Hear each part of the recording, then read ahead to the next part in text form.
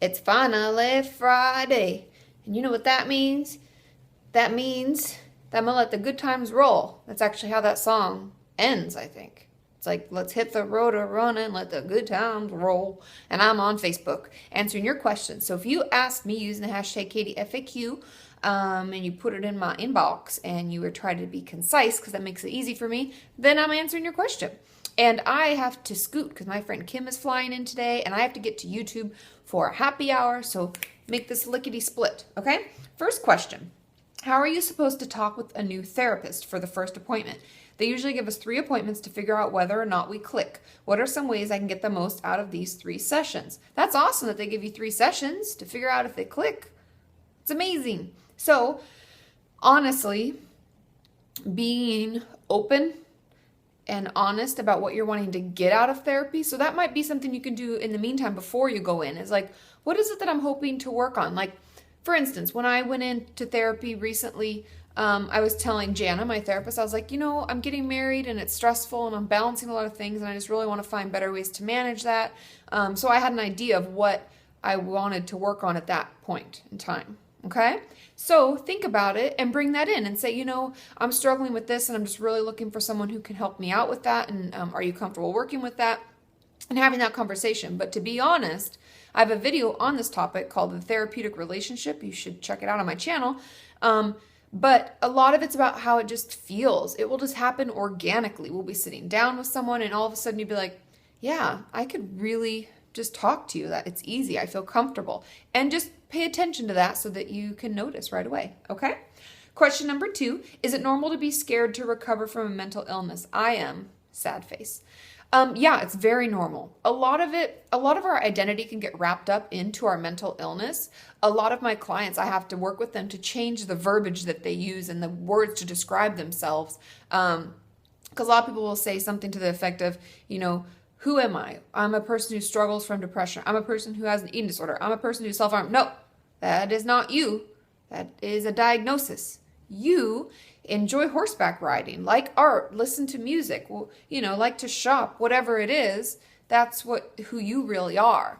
And I try to get my clients to focus on that because that's what makes us scared. We're afraid to lose that part of ourselves, but really we're gaining a whole bunch of who we are. And it's amazing, like to feel free and to actually have your personality back and your excitement and your love and energy that people want. So I would take time and journal about what it means to be recovered and what you're afraid of. Are there expectations from people, from your parents? If you're healthy, do they expect you to do certain things? Thinking about that and taking the time can really slowly make that fear go away, okay? And it's a process, so take your time. Know that recovery doesn't happen overnight, so you're not expected to just be able to give everything up and switch back over all of a sudden, okay? Question number 3. Hey, Katie, so my question is, why do I tend to push people away who really like me and care for me? For instance, my boyfriend or other close friends who just want to spend time with me spontaneously.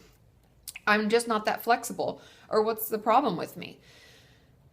Usually, if we're pushing people away, if you've watched my borderline personality disorder video, sometimes it's a protective mechanism, and that doesn't mean you have borderline. I'm not saying that you are BPD. I'm just saying that it's something that we can do. It's part of our attachment issues, which a lot of us have, and that doesn't mean that we have borderline. It just means that we're afraid of getting hurt sometimes, and so we will push away first, like, oh, I will leave you first so that you don't leave me, because I don't want you to leave me, because then that negative voice will get louder and I'll think that I'm a bad person, etc.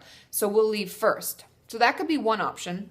Another option could be that having plans that are last minute and things changing makes us really uncomfortable, especially when we're new in recovery and we're really stuck to our schedule, and that helps us fight the urges and it helps us stay on track, right? It can be scary for someone to flip that and put something into the mix. And that's something that I would talk to your therapist or your dietitian about, leaving some wiggle room in your schedule for things like this. Like, oh, I planned for this spontaneous adventure, and so I can do this, and that will work.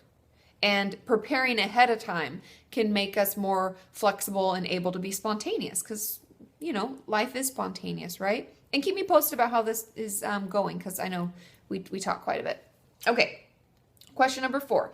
What can I do? I keep having flashbacks when I've made a mistake, said, or done something stupid. I have these flashbacks more than once a day, every day.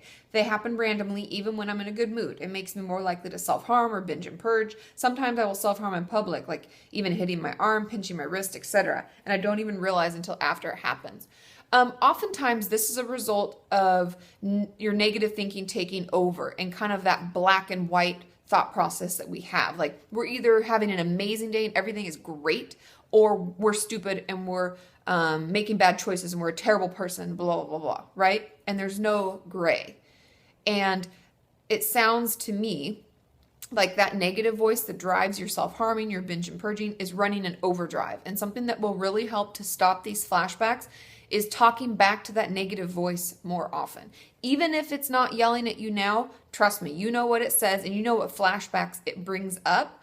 And I would encourage you to talk back to those experiences. Like, I'll think of my own embarrassing moment, okay? I remember I was in middle school and I was running to get a soccer ball because I played soccer, and I tripped over this like wood plank thing that ran right before it hit the track, and I fell flat on my face in the mud, okay?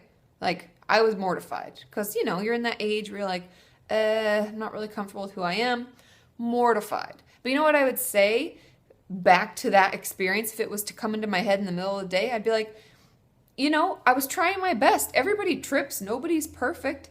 And I laughed it off. My friends laughed it off. Nobody else brought it up again. So why am I still thinking about it? It doesn't affect me today. Did it happen right now? No, it didn't. So I'm going to move forward because that's not important today. And you can see how you can kind of talk back to it. And I know that sometimes we have trouble getting the words out, but just keep practicing. It'll get easier. And for the journal topic today, this was great. I follow Onzi, which is a yoga brand that I like. It's a yoga pants and stuff. And they have these quotes people will post on their photos. And I really love this quote. So the quote is, if it doesn't challenge you, it won't change you. And this is so powerful because oftentimes we get discouraged when things are really hard and we think, oh, I'll never make it. I just can't do it. It's too hard. Blah. But if we don't challenge ourselves, we will never change. We'll never get out of this rut, right? And anything worth doing is worth fighting for. And think about our community and our channel. If I didn't keep doing this and keep fighting for subscribers and for raising awareness and going to these YouTube hangouts and all this stuff, right? Then we would never have created this. We wouldn't keep growing and it wouldn't be what it is today, right? And it challenges me, but it's changing me and it's changing lives, and we're building an amazing community, right? So anything worth doing is worth fighting for. And if it doesn't challenge you, it won't change you. So let's rise to the occasion. Think of the things that challenge you, write them down, and let's put a plan together this week for how we're going to keep at it. Okay? I love you all. Have a wonderful weekend. I will see you on Monday for my regularly scheduled video release. And then I'll be on Tumblr on Tuesday. So ask your questions. Okay? Bye.